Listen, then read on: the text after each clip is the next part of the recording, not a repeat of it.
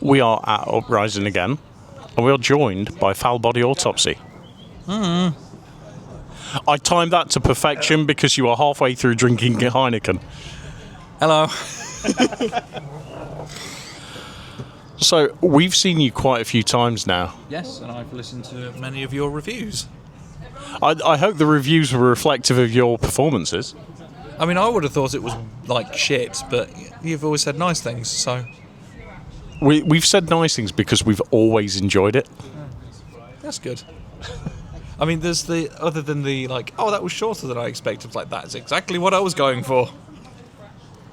But if that's what you were going for, then you did the right thing. Yeah, I always tend to do short sets, just partly because sometimes gigs always run behind, and at least you can kind of throw things back into time. But also, the stuff's so intense that it's like, you don't really want 30 minutes of it. Like, I could do, like typically I tend to, like, do between 20 minutes and Rain in Blood. So it's 27 minutes. Like, that's the perfect time for something to be really intense. Because when I first listened to Rain in Blood, it was on my CD player and I had it cranked. And I was listening to it, and then after 27 minutes, it was done. And I looked at my CD player and just went, oh, play. And yeah, that was kind of my first experience of Slayer. Just going, that was fucking great. Play. So I think I've been, and then I listened to a lot of grindcore, and I really like sub 15-minute albums where it's like, 15 songs in 10 minutes. But yeah, it's just like I want it intense as fuck and really, really short.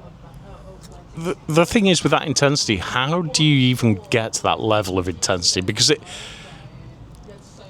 for people that maybe don't go to that kind of gig, and then you're on a festival bill, like, how do you get to that point of being, this is what I'm going to do?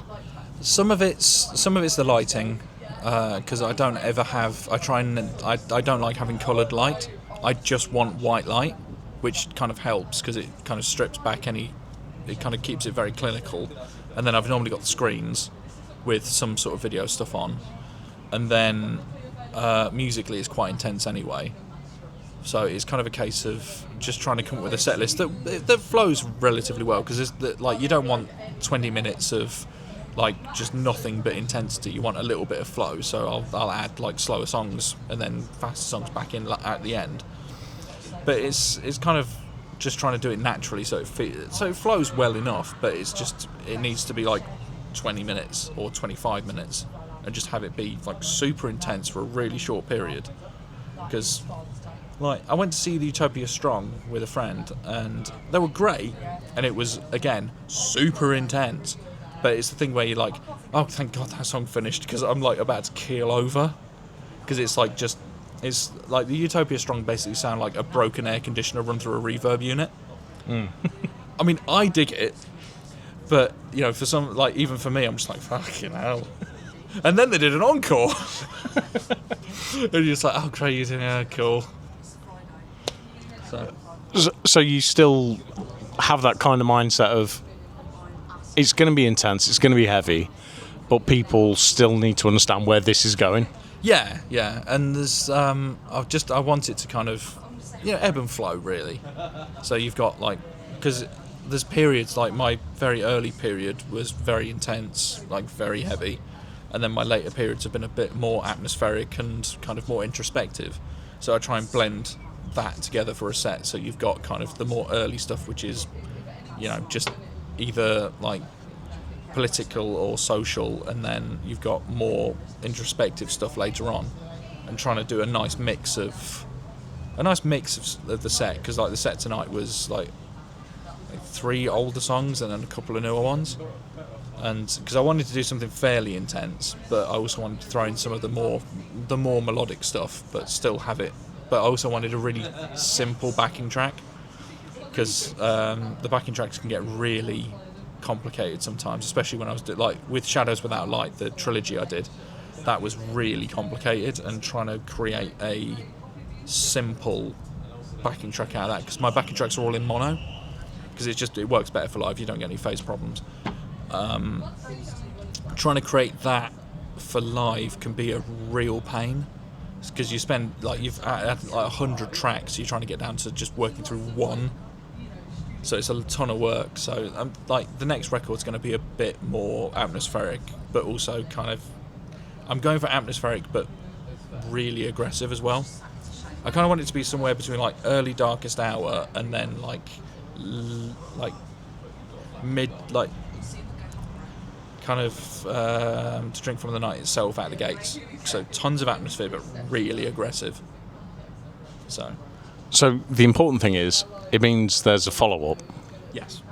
Yeah, I've got the studio booked with Russell in first week of August. So I've got two months to finish the next record. It's just going to be on a 7-inch like the last one was.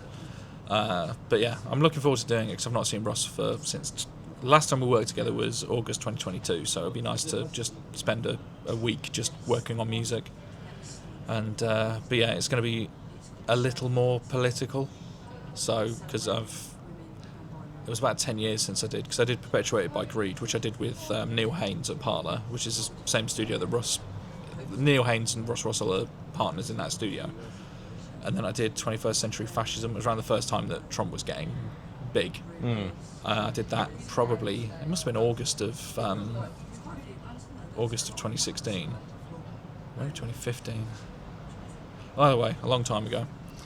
And so I'm going to do something a little bit more political again, because the last two have been more based on like historical stuff. Like Crucifix Streams was about John George Hay, and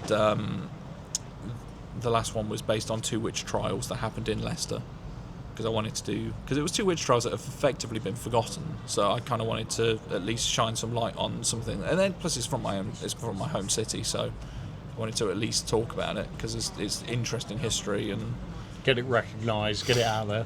yeah, and plus it's, there was a lot of women were murdered back in the day for no good reason other than like, oh, we don't like them, or I'm going to blame them for something, and tortured into confessing something that they never did, because like there's no such thing as witchcraft, there's no such thing as ghosts, it's just fucking make believe. So is there any kind of timeline on the new material? August for recording, probably February for release, provided everything goes as planned. The artwork's already done. Like Arif did the artwork ages ago. That's Arif from Wormrot, great grindcore band from Singapore. We've worked together on artwork for well over 10 years. So he's done a bunch of my records. He did And the World Looked On in Horror, and then he did a bunch of stuff for my side project as well. And then he did the trilogy. He did Shadows Without Light trilogy. So he's done this new one as well. The artwork's great. It's really, really good.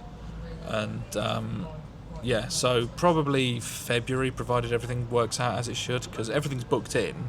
The timeline should work. It just depends on how, because it's going to be lathe cut vinyl again. So provided everything works out as it should be February. And where else can everybody catch you this year? I'm not gigging for the rest of the year. It will basically be... Wow, that's going to be a big break. Yeah, I wanted a year off, because I'd been gigging so much through 25 and 24 and 23 that... and I had some work done on the house that didn't go very well. It's when you hire somebody that you think will be better than you, and you're just spending half your time going, you don't know what you're doing. So I had to redo a ton of work, because I work in building maintenance outside of music. So I had to redo a ton of that. So I spent, must have been from December till August without a home studio. So wow. Because I had to effectively rebuild part of my house. So I'd leave work, come home, and then start rebuilding my house.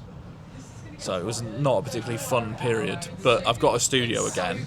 So with a bit of luck, everything should work out in the timeline that I've planned, because I was planning on doing something earlier, but just with everything going wrong, I just kind of needed at least a year to just kind of go, I need to A, rebuild my fucking house, and B, get back to the point where I can actually start making music again, rather than losing my temper every time I go to the bathroom. It's like, oh, this tiling's fucking awful. So I can't believe I hired that cunt. And then just getting angry at the tiling.